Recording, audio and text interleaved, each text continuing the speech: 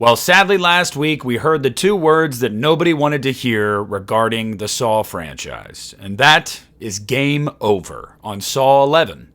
But what happened? What brought us here, and where do we go next?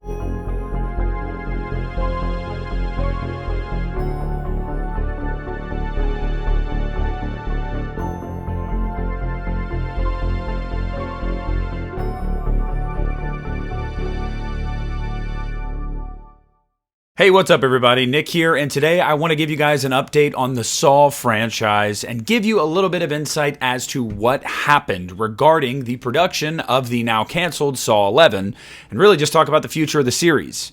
Now, if you guys have been watching my channel for any amount of time, or if you haven't and you're new, go back a couple months and you'll see I did a video updating everybody on Saw 11, based off of what I had been hearing from people in the know regarding the film. Now, back a few months ago, the word on the street was that the movie was being held up because of infighting with the producers. And the belief really was just that, hey, the movie's not going to be coming out this year. You're probably going to hear an announcement soon enough for a release in 2026. They're going to need more time to figure this out behind the scenes. That was what most people were privy to. Unfortunately, there was a battle brewing behind the scenes, and it only got worse. And that battle was waged between producers Mark Berg and Oren Koules. They are the ones that own the property, they created the property, they've been a part of every Saw film from the very beginning. Now, there had been rumblings that it was due to a disagreement over which direction to take the franchise, but that's not exactly true. See, viewer Anon, who is a reputable scooper and insider in the industry, and somebody I've talked to many times regarding this stuff, has a pretty damn good track record, shed some light on Twitter earlier this week about it. See, it was never about the direction of the franchise. It was all about greed. And Oren Koules was actually not the roadblock here. It was Mark Berg largely. Now, what does that mean? Greed, power, ego, like what feeds that? Why do that when Saw X was such a big hit, both commercially and critically? Why would you guys have disagreements behind the scenes? Well, looking under the hood a little bit, it looks like they wanted to shop the property around to other distributors.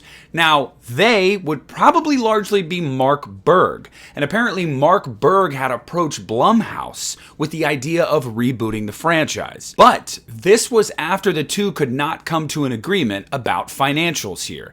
Now, that could mean a number of things. That could mean they feel like the distributor they were working with wasn't putting enough into it, or they weren't getting enough out of it.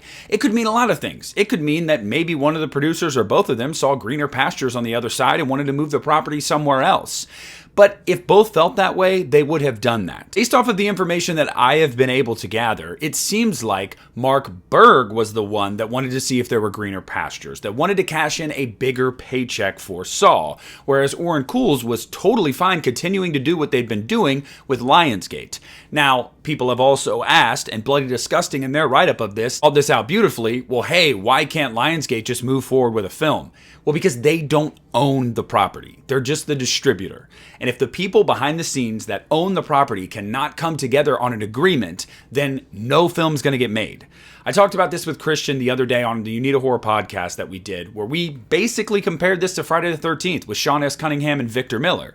If two parties involved own different rights to a property, and you need pretty much elements of both to make a future installment in that property, if they can't agree, you're not going to get anything. And we're just going to be stuck in this just wasteland of content. There's going to be nothing there. Now, furthermore, the direction for Saw 11 was going to be a continuation from Saw X. See, we had some plot threads left hanging at the end of that movie, and they intended on answering those questions for us. They intended on bringing Costas Mandylor back into the fold in a big way in Saw 11, as well as Shawnee Smith, although a lot of people didn't like the wig, totally get it.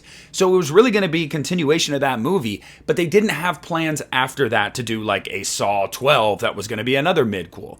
No, Saw 11 was supposed to be the bridge that was going to get us to the previous films we had already been at. So the rumors going around about the direction of the franchise, well, that didn't happen until the two parties could not come together. See, it seemed like something that Mark Berg was using as like a failsafe, something to fall back on. Oh, well, if we can't agree here, then maybe I'll just go try to see if we can start fresh or do something totally new. Maybe we'll come to an agreement with that. The money will be great. We'll drop the idea for Saw 11 and we'll just do something new.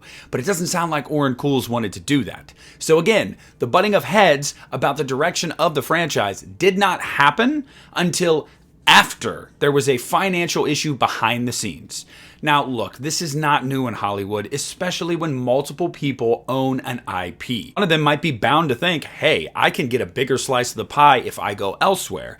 Unfortunately for that person, that can't happen without the involvement of your creative partner. And all of that really sucks because Oren Koules really wanted to do this, and Kevin Grutert really wanted to do this, and Tobin Bell and Shawnee Smith and Costas Mandylor, everybody was on board. Everybody was excited about it. They had turned in a draft of the script that was largely well received by everybody involved. Actors and producers, filmmakers, everybody was ready to do it. So the issue here was Saw 11, and the franchise's future as a whole solely rests on the shoulders of Mark Berg. Now, I cannot sit here and tell you exactly what is going to happen or what the exact breaking point was for Mark Berg. I can't. But I can deduce from all the information I have that this is purely about money. It is purely about ego. It is purely about greed. And I find that to be disgusting because whether you loved or hated Saw X, you cannot deny it was a well-made film. They definitely took their time with it. They wanted to give the fans something that they would appreciate. They wanted to take Saw back to what people loved about Saw. Tobin Bell being front and center, Shawnee Smith, Costas Mandylor. They wanted to take it back to that. Fans had been asking for that. As someone that wasn't a big fan of Spiral, I appreciated the swing, but it just didn't feel Saw enough for me. So I really liked their attempt at going back to what we all knew and loved from previous years. So it's a bummer for everybody involved that the plug got pulled on this. Apparently, word is there hadn't been any wheels in motion on this thing for almost a year now.